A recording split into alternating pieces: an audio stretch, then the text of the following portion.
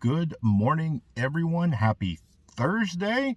Royal 2IC here, coming to you with another morning chat. Now, real quick, last night was our Christmas giveaway, and so congratulations to all 12 winners who won amazing Christmas gifts. And I'm pretty sure, I think I got most, if not all of you, to email me last night. So congratulations to all of you. Now, I've said this a few times and I want to reiterate it for this morning chat. Not every video that I do is going to be for you. Same thing with anything across the internet. Not every video you're going to get 100% of something out of it. Some videos, maybe it feels like it's speaking directly to you, but you've got to, take away what you can. And so this one, somebody asked me what my opinion is on gambling in more of a religious atmosphere. And I think that they was trying to, maybe win an argument or I'm not entirely sure, but they almost wanted it in more of like a closed-ended question. And I don't know if they were quite prepared for my answer. And so for me, and fair warning, anybody who doesn't know me, I grew up in a very religious household. In my late teens, I kind of, went around and studied some other religions and whatnot because I wanted to see what people's faiths were and how they practiced and different things like that. By no means do I consider myself an expert or anything. I feel, at least in my opinion, that it is a lot of things open to interpretation.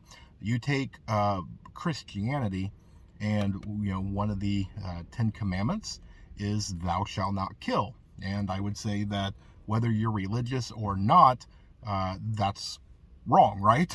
It's wrong for most of places around the world, with the exception, right? If somebody is charging right at you and is going to do you harm or your family harm, you would defend yourself, and most people without question would back you up. And so, exception. Now, when it comes to something like gambling, I believe that it is not a kind of straightforward thing, that if you kind of take the definition of gambling, it is putting something up while doing something to where there's a win and lose situation. And I don't think that it is necessarily wrong. Now, my explanation for this is going to be, what are you doing it for? If you are have an addiction to where you are stealing and doing other wrong things, yes, it's wrong. If you are doing it because you are trying to get a rush or a high or something like that, again, that can be an addiction sort of thing, and I still feel that it's wrong. If you are doing it because you are trying to get rich and other things, that comes into greed, which is another bad thing, and I feel that it is wrong. If you are doing it for entertainment purposes, so you have a disposable income, you take a little bit of money, you go in, and it doesn't matter if you win or lose, you're there to have fun, I don't think gambling is wrong. And because, what is the difference of going in and putting a coin into a slot, hitting a button, watching the lights flash, and either getting a nickel or $5 or something as a prize, versus tickets at the arcade? It's gambling. You're putting something in, waiting for an event to happen to see what the outcome is. And if you're doing it in an entertainment purpose, I don't think it's wrong. But if we go into preparedness, it's the same aspect, in my opinion. You gamble a lot when it comes to everyday life, whether you're preparing or not. If you are going to do something, you're taking that risk.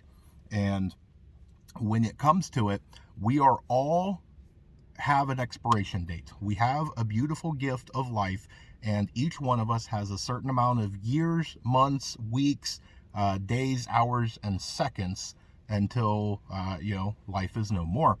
And so each one of those is precious, and you get to choose what to do with it.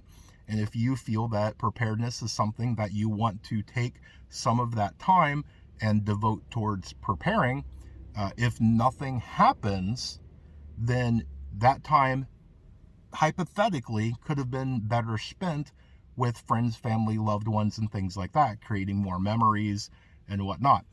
What are you gambling away to be better prepared? Now, I get it.